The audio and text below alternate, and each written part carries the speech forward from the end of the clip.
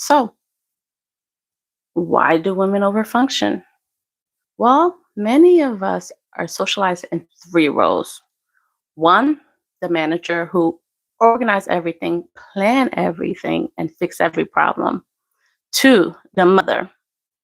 You emotionally regulate everyone around you. And there's three, the martyr. You sacrifice your needs so everyone else could stay comfortable. And over time, this becomes over functioning. You start solving problems that other adults can solve themselves. Hi, Master Glam. And you manage emotions that are not yours. And you carry responsibilities that was never assigned to you. And the more you overfunction, the more others underfunction. Because when someone else is doing everything, people naturally step back and you're stuck in a system that naturally works because you're exhausted. Now, here's the uncomfortable truth. Some systems quietly benefit from your exhaustion. Mm, Not because people are malicious, but you make life very convenient for everyone else, which means you rarely get the space to stop and ask the important question: why am I the only one carrying this?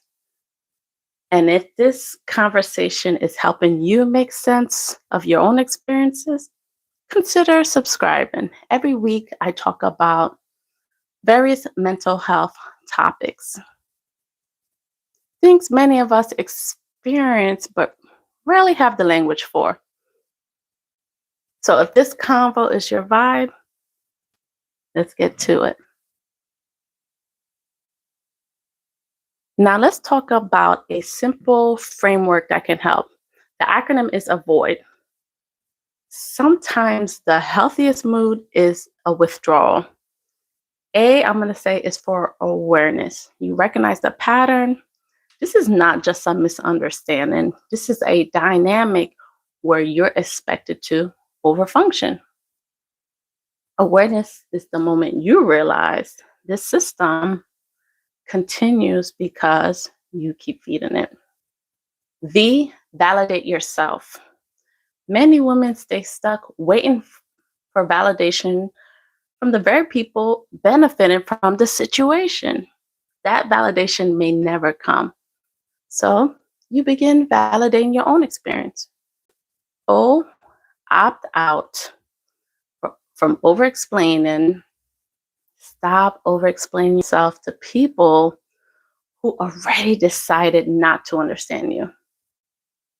Explanation often becomes emotional labor. Sometimes clarity is enough, guys. Invest your energy elsewhere.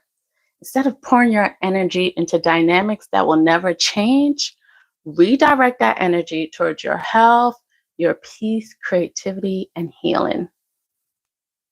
Why? Because these are parts of your life that has been waiting while you were holding everything together. D is for detach strategically. This is not punishment. Friends, this is clarity. Sometimes the most powerful boundary is simply stepping back. Now, let me share another quick story. I once worked with a woman who was doing everything in her household, working full time, managing the kids, handling the finances, managing emotional conflicts, and even helping her spouse with his work projects. Her husband, minimal participation. She kept trying to explain how overwhelmed she felt. And do you know what he said? I didn't realize it was that bad. And I asked her something simple. What would happen if you stop doing some of these things? She was looking shocked, okay? She pretty much grabbed her pearls, okay? For years, she believed that if she let go of anything, everything would fall apart and collapse. But often something interesting happens when the overfunctioner steps back. The system gets uncomfortable and people start noticing things that were invisible before and they step up.